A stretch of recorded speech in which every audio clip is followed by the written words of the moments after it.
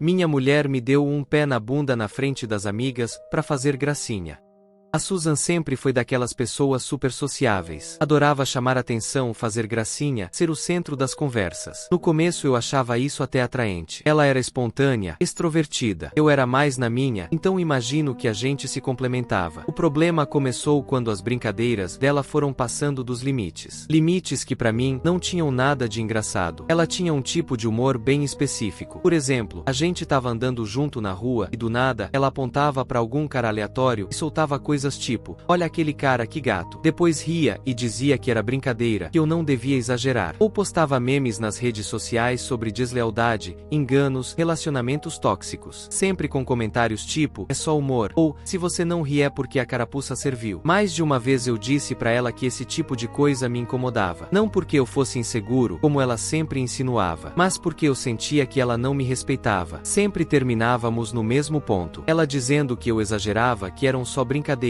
que essa era a personalidade dela e que não ia mudar por ninguém. A noite que vou contar foi numa festa na casa de uma amiga dela. Era uma reunião pequena, nada formal. Tinha alguns conhecidos, música, bebida, risadas. Eu não tava com muita vontade de ir, mas a Susan insistiu. Disse que seria bom eu conviver mais com o círculo dela. Lá estavam Emily, Liam e Connie, as 3 amigas mais próximas dela. Nunca tive uma boa relação com elas. Não eram grosseiras de forma direta, mas sempre vinham com comentários passivo-agressivos, olhares cúmplices, risadas que pareciam ter duplo sentido. Elas eram muito de seguir o jogo da Susan, especialmente quando se tratava de brincadeiras desconfortáveis. Desde que chegamos, o clima tava estranho. Não era só coisa da minha cabeça. As gracinhas começaram quase de cara. Comentários sobre deslealdades alheias, piadas sobre namorados intensos, histórias exageradas de relacionamentos passados, onde o homem sempre era o problema. A Susan tava especialmente animada. Bebia, ria, falava mais alto que o normal. Cada comentário dela era celebrado pela Emily, Liam e Connie como se fosse uma apresentação teatral. Eu tentava ficar de fora, mas era difícil não se sentir atingido quando várias brincadeiras pareciam vir direto pra mim. No momento, a Susan contou uma história inventada sobre uma amiga que tinha terminado com o namorado porque ele não deixava ela brilhar. Enquanto falava, me olhou várias vezes. As amigas dela riam, concordavam, acrescentavam comentários. Eu senti aquela pressão no peito que aparece quando você sabe que algo não tá certo, mas decide aguentar pra não criar problema. Até que eu cansei. Falei baixinho pra ela parar, que já era suficiente, que eu não achava nada engraçado. Ela me olhou como se eu tivesse dito algo absurdo. Riu e mandou eu relaxar, que eu tava matando o clima. Depois percebi algo que me deixou ainda mais desconfortável. Ela começou a cochichar com as amigas. Elas se inclinavam umas pras outras, me olhavam e voltavam a rir. Não dava pra ouvir o que diziam, mas não precisava. Era óbvio que eu era parte da piada. Perguntei o que tava rolando. Foi aí que ela mudou completamente de atitude. A Susan ficou séria de repente, como se tivesse ensaiado aquilo. Me disse, já sem baixar a voz, que eu sempre tentava apagar o brilho dela, que eu nunca aguentava ver ela sendo ela mesma, que ela não tinha culpa de brilhar tanto nem de ser random com as brincadeiras. A palavra random me soou ridícula naquele momento, mas não disse nada. Só olhei pra ela. Então ela se levantou. Todo mundo começou a prestar atenção. O barulho de fundo baixou um pouco, como se algo importante tivesse prestes a acontecer. Ela me olhou de cima e disse, sabe de uma coisa, Ed? Você é um chorão. É melhor a gente terminar. Não reagi. Não porque não doeu, mas porque eu tava cansado demais pra reagir. Pensei que fosse outra gracinha de mau gosto. Mais uma cena. Ela franziu a testa ao ver que eu não dizia nada. A gente terminou, Ed, repetiu mais alto. Emily, Liam e Connie começaram a rir. Risadas abertas, sem disfarce. Algumas pessoas em volta também riram, achando que era parte do show. Eu me levantei, sem dizer uma palavra. Peguei minha jaqueta. Ninguém me segurou. A Susan parecia surpresa, mas não o suficiente para parar de sorrir. Enquanto eu caminhava para a saída, ouvi a voz dela atrás de mim. É brincadeira, mozão, volta aqui. As amigas explodiram em gargalhadas, como se fosse o desfecho perfeito. Não me virei. Não respondi. Continuei andando. Já do lado de fora, antes de fechar a porta, escutei uma das amigas dizer, acho que ele ficou de verdade com raiva. E a Susan respondeu com um tom despreocupado, ele é assim mesmo, dramático. Vai passar. Saí dali sem olhar para trás. Entrei no no meu carro. Fiquei alguns segundos com as mãos no volante, respirando fundo. Não sentia raiva. Sentia algo pior. Uma mistura de vergonha, decepção e um cansaço profundo. Liguei o motor e dirigi, sem pensar muito no caminho. Cheguei em casa e entrei em silêncio. Naquela noite, já em casa, entendi que o que aconteceu na festa não foi acidente nem uma brincadeira mal calculada. Foi intencional. A Susan sabia exatamente o que estava fazendo. Me expôs na frente das amigas dela porque para ela eu era parte do espetáculo. Uma peça a mais para conseguir risadas e aprovação. Não era a primeira vez, mas foi a gota que transbordou o copo. Eu tinha tolerado faltas de respeito demais disfarçadas de humor. Comentários afiados, zoações públicas, comparações desnecessárias. O pior é que com o tempo eu tinha normalizado aquilo. Ficava dizendo para mim mesmo que era o jeito dela, que ela não fazia com má intenção, que eu devia ser mais flexível. Naquela noite entendi que não era flexibilidade, era resignação. Enquanto tirava a jaqueta, meu celular vibrou. Era uma mensagem da Susan. Você é um chorão chato. Vai ficar aí, chorando em casa o fim de semana inteiro. Me liga quando passar o drama. Li 2 vezes. Não porque não entendi, mas porque uma parte de mim ainda esperava que fosse diferente. Aquela mensagem não me entristeceu. Me enfureceu. Percebi algo desconfortável. Essas palavras não eram novas. Esse tipo de desprezo já era habitual. Tão habitual que eu tinha parado de reagir como uma pessoa normal reagiria. Me senti um idiota por ter permitido tanto. Não respondi. Deixei o celular na mesa e sentei no sofá, olhando pro vazio. Pensei em todas as vezes que tinha engolido comentários parecidos. Em todas as vezes que tinha cedido para evitar discussões. E então lembrei de algo que mudou completamente o rumo daquela noite. A casa. A Susan nunca viu aquilo como algo importante, mas para mim era. Eu tinha emprestado uma casa para a mãe dela quando ela perdeu tudo. Literalmente tudo. A mãe da Susan tinha perdido a casa por uma dívida grande. Uma decisão financeira ruim, pelo pouco que eu sabia. Quando aconteceu, a Susan me pediu ajuda desesperada. Disse que a mãe dela não tinha para onde ir, que estava passando por um momento muito difícil. Aceitei, mas não aceitei de bom grado. Não fiz pela mãe dela. Fiz pela Susan. A mãe da Susan nunca me tratou bem. Desde o primeiro dia deixou claro que não me considerava suficiente para a filha dela. Cada encontro era uma crítica disfarçada de opinião. Me chamava de medíocre, pouco homem, alguém sem ambição de verdade. Ela tinha uma visão bem particular do mundo. Dizia coisas como as mulheres nasceram para serem tratadas como rainhas, que merecem todos os presentes do mundo só por existir. Segundo ela, um homem que não conseguia sustentar por completo a parceira não era homem de verdade. Era só uma tentativa de homem. Lembro de uma frase que ficou gravada na minha cabeça: se você não pode manter minha filha, então não é mais que uma tentativa de homem. Mesmo assim, quando ela perdeu a casa, aceitei ajudar. Emprestei uma propriedade que eu tinha vazia. Não pedi aluguel, não assinamos nada. Foi acordo de palavra. Um favor. A Susan me prometeu que seria temporário, que a mãe dela ia se estabilizar e procurar algo próprio. Nunca me senti confortável com a situação, mas decidi confiar. Naquela noite, depois da mensagem, entendi algo com clareza. Não tinha mais nenhum motivo para continuar ajudando pessoas que não me respeitavam. Peguei o telefone e liguei para a mãe da Susan. Ela atendeu depois de vários toques. Boa noite, senhora, disse tentando manter a calma. Só queria informar que a Susan e eu não somos mais namorados. Teve um breve silêncio. Depois uma risada seca. Olha, até que minha Susan se livrou de você, respondeu. Mas me diz, por que você tá me ligando para essas bobagens? Não tô nem aí se terminaram ou não. A resposta dela me surpreendeu, mas não deveria ter surpreendido. Estou ligando, continuei, porque a senhora tá morando na minha casa. E como a Susan e eu não somos mais nada, preciso da casa de volta. Ela riu de novo, dessa vez com mais deboche. Minha Susan é quem paga o aluguel dessa casa, disse. Ela nunca disse que você emprestou. Fiquei em silêncio uns segundos. Isso era novo. Senhora, respondi. A Susan mentiu pra você. Essa casa é minha, tá no meu nome, e tô dando uma semana pra senhora desocupar. A risada virou zombaria aberta. Você tá sonhando, disse. É um homenzinho tentando meter medo numa senhora como eu. Vai se ferrar. Desligou. Fiquei olhando pro telefone. Não senti dúvida. Senti confirmação. A Susan não só tinha me humilhado na frente das amigas. Também tinha mentido pra mãe dela usando minha ajuda, como se fosse mérito dela. Foi aí que decidi que não ia deixar passar. Liguei pro meu advogado, Derek. Era um cara audacioso, direto, sem rodeios. Já tinha me ajudado antes com questões legais. Eu sabia que ele tinha experiência em casos de despejo. Expliquei toda a situação desde o início, sem omitir detalhes. Olha, irmão, ele disse, podemos fazer isso de 2 formas, pela boa ou pela má. O que significa isso? Perguntei. A boa é ir pela via legal tradicional. Apresentar a notificação, esperar os prazos. Pode levar dias, até semanas. E a má, eu gosto de chamar de método Derek. Tenho todos os formulários, que são usados para despejos. Posso imprimir uns papéis bem parecidos com os originais, levar uns caras que trabalham comigo, e amanhã, mesmo essa mulher tá fora da sua casa. Fiquei em silêncio. Sabia que não era o correto. Sabia que era uma linha perigosa. Mas também sabia que a mãe da Susan não ia sair por bem. E que a Susan estava convencida de que nada teria consequências. Você tem certeza? Perguntei. Tão certo quanto essa casa ser sua, respondeu Derek. Você decide? Aceitei. Não sem dúvidas, mas aceitei. Naquele momento eu morava num apartamento que também era meu. A Susan morava comigo há mais de um ano. Nunca vimos como algo formal. Simplesmente aconteceu. Um dia ela começou a ficar mais seguido e acabou se instalando por completo. Eu não me opus. Naquele tempo acreditava que a gente estava construindo algo estável. Depois de falar com o Derek, caminhei pelo apartamento com uma sensação estranha. Como se aquele lugar já não fosse familiar. Abri o armário e vi a roupa da Susan ocupando mais espaço que a minha. Foi aí que tomei uma decisão que vinha adiando há tempo. Procurei umas caixas que tinha guardadas e comecei a colocar as coisas dela. Roupa, sapatos, acessórios, produtos pessoais. Não fiz com raiva descontrolada. Fiz com uma frieza que até me surpreendeu. Cada peça que dobrava era uma lembrança de quantas coisas eu tinha deixado passar. Quando terminei com o essencial, deixei as caixas perto da porta. Sentei no sofá com as costas encurvadas, apoiei os cotovelos nos joelhos e respirei fundo. O cansaço me caiu de repente. Sem perceber, dormi ali mesmo. Acordei assustado quando o alarme tocou. Eram 6 da manhã, a mesma hora que eu acordava todo dia para trabalhar. Olhei pro teto uns segundos tentando me localizar. Lembrei de tudo na hora. A festa, a mensagem, a ligação com a mãe da Susan, a conversa com o Derek. Sabia que não ia ser um dia normal. Peguei o telefone e me reportei doente no trabalho. Não tinha energia mental para enfrentar um dia de trabalho, sabendo o que ia acontecer. Além disso, tinha uma intuição de que o dia seria longo. Me levantei, fiz café e sentei para esperar. A Susan podia chegar a qualquer momento. Antes que isso acontecesse, liguei pro porteiro do prédio. Se a Susan tentar entrar, disse, não deixa ela passar sem me avisar antes. O porteiro hesitou um segundo, mas aceitou. Não perguntou mais nada. Às 7 em ponto, meu telefone vibrou. Era uma videochamada do Derek. Atendi. A imagem mostrava a fachada da casa que eu tinha emprestado pra mãe da Susan. O Derek estava lá com os 2 homens atrás dele. Aqui estamos, disse. Tentamos dialogar com a senhora, mas ela não cede. Vamos começar com o despejo, mas antes preciso pedir sua permissão pra, você sabe, derrubar a porta. Olhei sem responder de cara. Uma parte de mim não conseguia acreditar que aquilo estava acontecendo de verdade. Faz, disse finalmente. O Derek sorriu como se essa fosse a parte favorita do trabalho dele. Muito bem, rapaziada, disse se virando. Tragam a marreta. Um dos homens apareceu com uma marreta grande, pesada. Se posicionou na frente da porta. Eu observava tudo pela tela com uma mistura de incredulidade e tensão. O primeiro golpe ressoou forte. Senti um nó no estômago. Nesse momento, a videochamada caiu. Meu telefone começou a tocar na hora. Era a Susan. Atendi. O que você tá fazendo, idiota? Gritou. Minha mãe me ligou chorando. Disse que uns caras falaram que ela tem que deixar a casa hoje mesmo. Me disse que começaram a bater na porta. Você tá louco? Minha mãe é uma senhora pobre de 58 anos. Escutei ela sem interromper. Quando terminou, falei. Sua mãe é uma bruxa e você é uma vadia, disse sem rodeios. Pra bruxa da sua mãe eu disse que ela saísse da minha casa em 7 dias, mas como sempre ela me mandou pra aquele lugar, tive que tomar medidas drásticas. Então te recomendo que vá lá e ajude ela a tirar todas as tralhas da minha casa. E depois passa no apartamento e leva suas coisas também. Teve um silêncio longo do outro lado da linha. Depois escutei a respiração entrecortada dela. Começou a chorar. O que tá acontecendo com você, amor? Disse com um tom completamente diferente. Por que você tá falando assim comigo? Nunca tinha me dito coisas tão pesadas. Bebê, sei que você tá chateado por causa de ontem, mas entende, foi só uma brincadeira. A gente pode conversar e resolver isso junto como sempre. As palavras dela não me provocaram alívio nem culpa. Só confirmaram algo que eu já sabia. Fui um idiota esse tempo todo por permitir suas faltas de respeito, respondi. Terminamos. Não quero mais ver você nem sua mãe. Ela começou a chorar mais forte. Amor, por favor, suplicou. Você não precisa fazer isso. Você tá alterado. Manda os caras irem embora. Eu já vou pro apartamento pra gente conversar. A Susan não demorou pra chegar no apartamento. Muito menos do que eu esperava. Depois eu soube que o porteiro simplesmente deixou ela passar sem me avisar. Ou talvez nem tentou impedir. O fato é que ela apareceu do nada. Eu tava de pé na sala quando ouvi a porta. Antes que eu pudesse reagir, ela já tava abrindo com a chave dela. Entrou com o rosto alterado, respirando rápido. Olhou em volta e a primeira coisa que viu foram as caixas empilhadas na parede. Amor, calma, disse baixando o tom na hora. Fechou a porta e caminhou até até mim como se nada tivesse acontecido. Estendeu os braços para me abraçar. Dei um passo para trás e levantei a mão. Pega suas coisas e vai embora. Ela ficou parada uns segundos me avaliando. Depois suspirou como se eu fosse uma criança difícil. Tudo isso é culpa daquele chefe que você tem, disse. Aquele maldito tá te explorando. Você tem trabalho demais e muita coisa na cabeça. Você precisa de um descanso, amor. Se aproximou da cozinha. Que tal se eu preparar algo para você comer? Continuou. Depois te faço uma massagem e a gente vê o que mais eu posso fazer para te deixar relaxado e tirar todo esse estresse. Sorriu de um jeito que eu já conhecia bem. Um sorriso ensaiado. Me tocou no braço com suavidade, como se nada do que aconteceu existisse. Não quero nada de você, respondi afastando ela. Ela não desistiu. Bom, disse inclinando a cabeça. Então acho que vamos direto para tirar esse estresse. Faz o que quiser comigo. Você sabe que não me importo se você for um pouco mais intenso, se isso te ajudar a liberar tudo que você tá carregando. Me olhou fixamente, segura de que essa sempre tinha sido a carta final dela. Olhei incrédulo. Sério mesmo? Perguntei. Então eu não tava errado quando disse que você era uma vadia. Você quer de verdade resolver isso com intimidade? A expressão dela mudou na hora. Se endireitou, os olhos cheios de fúria. Sem dizer nada, levantou a mão e me deu um tapa. Não me chama assim de novo, idiota, gritou. Para com essa besteira agora, ou te juro que você vai se arrepender. Se aproximou mais, invadindo meu espaço. Vou inventar algo para te colocar atrás das grades, continuou. Você sabe que eu faço. Vou dizer que você me bateu. Sou capaz de me bater sozinha e dizer que você é um agressor. Não levantei a voz, não me mexi. Exatamente o que eu queria, disse. Tirei o celular do bolso e levantei na frente dela. Tudo isso ficou gravado. Áudio limpo. Já mandei pro meu advogado. O rosto dela ficou branco. Abriu a boca, mas não saiu nenhum som. Depois a expressão dela se deformou em raiva. Maldito, disse. Se jogou em cima de mim e começou a me bater com os punhos. Me empurrou contra o sofá. Jogou socos desordenados. Não respondi. Só afastei ela o suficiente para que não conseguisse continuar em cima de mim. Espera, disse. O show ainda não acabou. Liguei pro Derek e ativei a videochamada. Ele atendeu quase na hora. A imagem mostrou a casa. A porta já estava aberta. A mãe da Susan aparecia no quadro tentando bater no Derek enquanto gritava incoerências. Atrás dela, na calçada, estavam todas as coisas jogadas. Móveis, sacolas, caixas, roupas, tudo na rua. Você é um desgraçado, gritava a mulher. Não tem direito. A Susan ficou paralisada ao ver a tela. Depois gritou, eu te odeio, com uma voz que eu nunca tinha ouvido dela. Correu até as caixas que estavam no apartamento, pegou várias como pôde, apertando contra o peito. Abriu a porta com força e saiu sem olhar para trás. O apartamento ficou em silêncio. Minutos depois que a Susan saiu do apartamento carregando as caixas, meu telefone voltou a tocar. Era o Derek de novo. Atendi e ativou a videochamada. Dessa vez me mostrou a casa por dentro com mais calma. Não tinha mais gritos, só bagunça. A porta principal estava praticamente destruída. A moldura lascada, a fechadura inutilizada. Dentro, a cena era caótica. Móveis fora do lugar, coisas jogadas no chão,